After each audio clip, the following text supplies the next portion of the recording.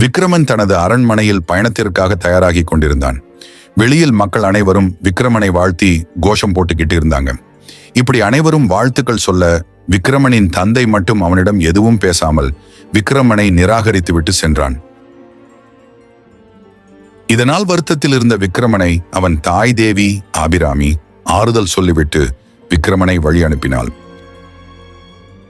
இப்போது விக்கிரமன் தனது சிறு படைகளை கொண்டு அவனது பயணத்தை தொடர்கிறான். அதைத் தொடர்ந்து பராக்கிரமனும் அவனது அரண்மனையிலிருந்து தயாராகி கொண்டிருந்தான். ருத்ராதேவி பராக்கிரமனிடம் வந்து, உன்னை பார்க்க ஒருவர் வந்துள்ளார், பயணத்திற்கு முன் அவரை பார்த்துவிட்டு செல் என்று சொல்ல பராக்கிரமனும் அவரை பார்க்க அவனது அறைக்கு போறான். அங்கு 6 குடும்பத்தில் ஒன்றான வடக்கு திசையில் ஆட்சி செய்து கொண்டிருக்கும் மகேந்திரன் என்ற ராஜா இருப்பதை பார்த்து ஆச்சரியமடைகிறான். இத்தனை நாளாக வராதவர் இப்போது ஏன் வந்திருக்கிறார் என மனதில் நினைத்து கொண்டு குழப்பத்தில் நிற்க அவனை பார்த்த மகேந்திரன், நீ இப்போது என்ன நினைக்கிறாய் என்பது எனக்கு தெரியும். நான் சுற்றி வளைத்து பேசப் போவதில்லை, நேரடியாக விஷயத்துக்கு வருகிறேன். எனக்கு விக்கிரமன் மகாராஜாவாக ஆவதை விட நீ மகாராஜாவாக வருவதுதான் எனது விருப்பம்.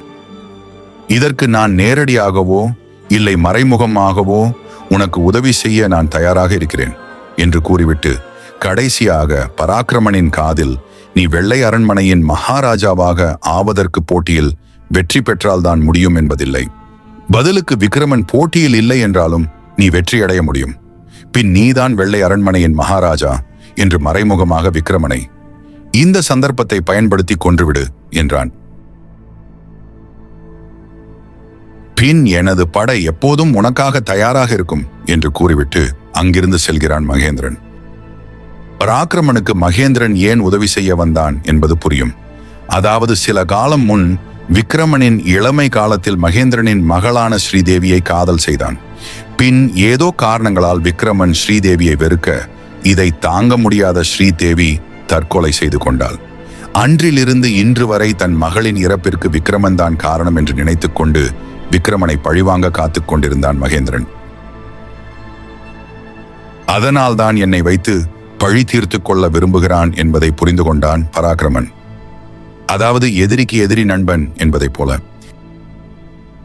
பராக்கிரமன் இப்போது மகேந்திரன் சொன்ன அந்த ஒரு விஷயத்தை பற்றி யோசனை செய்தான். போட்டியில் விக்கிரமன் இல்லை என்றாலும் வெற்றி எனக்குதான். அதாவது இந்த சந்தர்ப்பத்தில் விக்கிரமனை கொன்றால் யாருக்கும் சந்தேகம் வராது. அதே நேரம் நான் தான் வெள்ளை அரண்மனையின் மகாராஜா என்று நினைத்துக் கொண்டிருக்க வெளியில் அவனது நாட்டு மக்கள் சிலர் பராக்கிரமன் வாழ்க என்று கத்தியதும் சுய நினைவிற்கு வருகிறான்.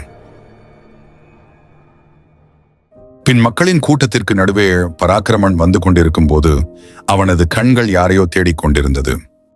இறுதியில் அவன் தேடிய அந்த நபர் மக்களில் ஒருவராக தன்னை மறைத்துக் கொண்டு இருப்பதை பார்த்தது.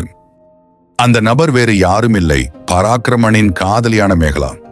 மேகலா இங்கு வந்தது அவளின் தந்தைக்கு தெரிந்தால் பிரச்சனை வரும் என்பதால் மேகலா தன்னை வெளியே தெரியப்படுத்திக் கொள்ள விரும்பவில்லை. இப்பொழுது பராக்கிரமனும் அனைவரிடமிருந்து விடை பெற்று தனது பயணத்தை தொடர்கிறான். கடைசியாக இனியன் அரண்மனையில் அவனது பயணத்திற்காக அனைத்தும் தயாராகி கொண்டிருக்கும் போது இனியன் தனது அறையில் வெறுப்புடன் நின்று கொண்டிருந்தான். அதற்கு காரணம் வெளியில் இருந்த மக்கள் இனியனை வாழ்த்தி கோஷம் போடாமல் இனியனின் தந்தையான மாரவர்மனை பற்றி புகழ்ந்து கொண்டிருந்ததுதான். மக்கள் இனியனை ராஜாவாக எப்பொழுதும் ஏற்றுக்கொள்ளவில்லை. அதற்கு காரணம் இனியனின் செயல்தான். மக்களை கொடுமைப்படுத்துவது, அவர்களின் மேல் அதிக வரி விதிப்பது, மக்களை மதிக்காமல் அவர்களை அடிமை போல் நடத்துவது, முக்கியமாக அந்நாட்டு மக்களின் பெண்களை சீரழித்து பின் கொன்று விடுவது என பல கொடூரமான செயல்களை செய்ததால் மக்கள் இனியனை தன் அரசனாக ஏற்றுக்கொள்ளவில்லை. இவன் செய்த அனைத்து தீமைக்கும் மாரவர்மன் தான் அதற்கான இழப்பீட்டை பாதிக்கப்பட்ட அந்த குடும்பங்களுக்கு செய்வார். மாரவர்மன் இனியனுக்கு நேர் எதிராக மக்கள் மீது பேரன்பு கொண்டிருந்தார். இதனால்தான் மக்களுக்கு இனியனை விட மாரவர்மனையே பிடிக்கும். மாரவர்மனுக்கு ஒரே ஒரு ஆசைதான், அதாவது தன் மகனான இனியனை யாராவது ஒருவர் அவனை பற்றிய நன்மையான ஒரு விஷயத்தை தன்னிடம் கூற வேண்டும் என்பதுதான். இனியன் தனது பயணத்திற்காக தயாராகி கொண்டிருக்கும் போது இனியனை அழைத்த மாரவர்மன் வீரையன் என்ற தளபதியை இனியனுக்கு அறிமுகம் செய்கிறான். இவன்தான் உன் படைத்தளபதி மற்றும் உனது பாதுகாவலன். இவனை எப்பொழுதுமே உன்னுடன் வைத்துக்கொள் என்று சொல்ல, அதற்கு இனியன் வீரையனை மேலும் கீழும் பார்த்துவிட்டு அவனை அலட்சியப்படுத்திவிட்டு அங்கிருந்து செல்கிறான். அவன் சென்ற பின் மாரவர்மன் வீரையனை பார்த்து, நீ இருக்கும் தைரியத்தில்தான் நான் இனியனை தனியாக அனுப்புகிறேன்.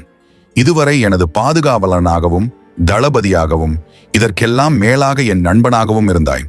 அதே போல எனது மகனுக்கும் எந்த சூழ்நிலையிலும் பாதுகாப்பு கொடுக்க வேண்டும். இது என் மேலாணை என்று அவனது கையை பிடித்து கொண்டு கண் கலங்கி கூறியதும் வீரையனுக்கு தர்ம சங்கடமா போயிடுச்சு. தனது ராஜா தன்னிடம் இப்படி இறங்கி வந்து பேசுவது வருத்தத்தை அளித்தது.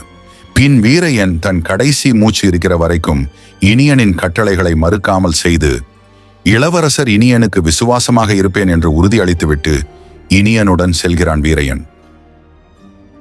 இப்போது இனியன், வீரையன் மற்றும் சிறு படைகளுடன் பயணம் தொடர்கிறது.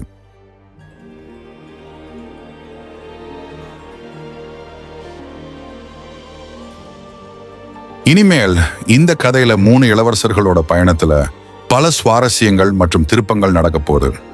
அதை மிஸ் பண்ணாம நீங்களும் எங்க கூட பயணத்துல வந்து கலந்துக்கோங்க. இதுவரைக்கும் இந்த கதை பிடிச்சிருந்தால் மறக்காம லைக் மற்றும் உங்க ஃப்ரெண்ட்ஸ்க்கும் ஷேர் பண்ணுங்க. நன்றி.